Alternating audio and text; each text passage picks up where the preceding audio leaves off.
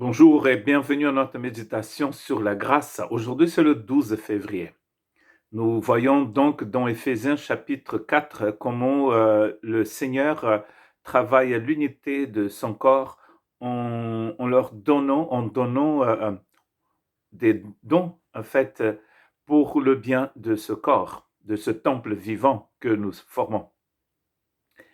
Et nous ne pouvons pas dire que nous n'avons aucun don, parce que nous savons ici que le don que nous est donné par le Christ, c'est le résultat du travail de la grâce de Dieu dans notre vie.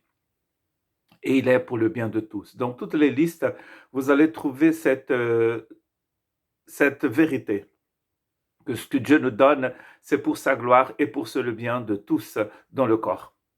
Je voudrais lire donc dans 1 Pierre chapitre 4 verset 10, comme de, comme de bons entendants des diverses grâces de Dieu, mettez chacun au service des autres le don que vous avez reçu, comme des bons entendants. Paul dit aussi aux Corinthiens qu'ils sont des ambassadeurs, des ministres du Christ. Chaque personne, toutes les femmes, tous les hommes, les enfants, les jeunes, nous sommes tous des ambassadeurs, des ministres du Christ. Cela veut dire que nous avons tous quelque chose à faire, nous avons tous un rôle à jouer, nous avons tous reçu des cadeaux de la part du Christ.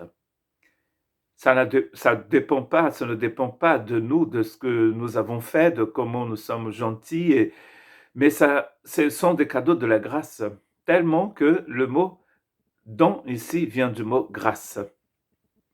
Pas en français, mais dans le grec de la Bible. Des bons entendants. Mettez chacun au service des autres le don que vous avez reçu. Donc cela veut dire que nous sommes tous des serviteurs les uns des autres. Je lis aussi dans Colossiens chapitre 3 verset 16 que la parole de Christ habite en vous dans toute sa richesse. Instruisez-vous et avertissez-vous les uns les autres en toute sagesse par des psaumes, par des hymnes, par des cantiques spirituels. Chantez pour le Seigneur de tout votre cœur sous l'inspiration de la grâce. Donc, vous pouvez peut-être penser que vous n'avez que des dons qui ne sont pas très intéressants et qu'il y a des choses que vous pouvez faire et d'autres que vous ne pouvez pas faire. C'est peut-être vrai, cela dont on se concerne, je ne sais rien, mais l'administration. Mais ici, il y a une chose très importante dans ce texte, il dit que chacun de nous, nous pouvons enseigner, instruire les uns les autres. N'est-ce pas intéressant? Même si vous n'allez pas devant une tribune, si vous montez sur la chaire pour prêcher, dans la vie de tous les jours, Dieu nous appelle à nous instruire les uns les autres.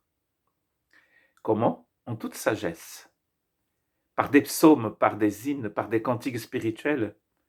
C'est-à-dire que nous chantons nous-mêmes notre louange, notre façon d'adorer le Seigneur, c'est une sorte d'instruction que nous donnons les uns et les autres, pour les autres. Bien sûr, c'est de tout notre cœur et c'est par l'inspiration de la grâce. J'ai choisi ces textes pour le côté don de l'esprit, service, mais dans ces deux textes, nous trouvons le mot grâce. Ça ne devait pas nous étonner, car nous ne pouvons rien faire sans que la grâce de Dieu agisse dans notre vie. Cette instruction que nous donnons dans la vie de tous les jours les uns aux autres, c'est sous l'inspiration de la grâce de Dieu. Nous baignons dans un océan de grâce. Si la grâce était l'oxygène, nous sommes entourés de cet oxygène. Et d'ailleurs, c'est vrai, parce que s'il n'y a pas d'oxygène, il n'y a pas de vie.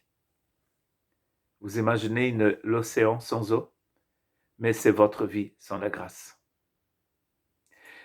Mon dernier texte se trouve dans 1 Pierre 3,15. Mais respectez dans votre cœur la sainteté du Seigneur. Soyez toujours prêts à défendre l'espérance qui est en vous devant tous ceux qui vous en demandent raison. Dans Colossiens, on est appelé à nous instruire les uns les autres et ici, nous partageons l'évangile. Soyez toujours prêts. C'est un texte envoyé à tous les chrétiens qui étaient en dispersion en Asie mineure. C'est à ces personnes que Pierre a écrit. Il est en train de dire à ces gens qui sont en dispersion, soyez toujours prêts. Mais respectez dans votre cœur la sainteté de Dieu le Seigneur. La grâce nous aide à être dans cette sainteté, dans cette atmosphère de sainteté, où notre vie appartient au Seigneur, où nous avons été mis à part pour lui. Et du coup, nous sommes toujours prêts à défendre l'espérance qui est en nous. C'est-à-dire, nous sommes toujours prêts à témoigner de l'espérance que nous avons en Christ Jésus. Cette espérance, elle est tellement profonde, elle est tellement belle, elle est tellement magnifique que nous avons bien sûr envie de la partager avec les autres. Et la meilleure façon de montrer que vous avez reçu les dons du Saint-Esprit, c'est par votre vie. Que Dieu vous bénisse.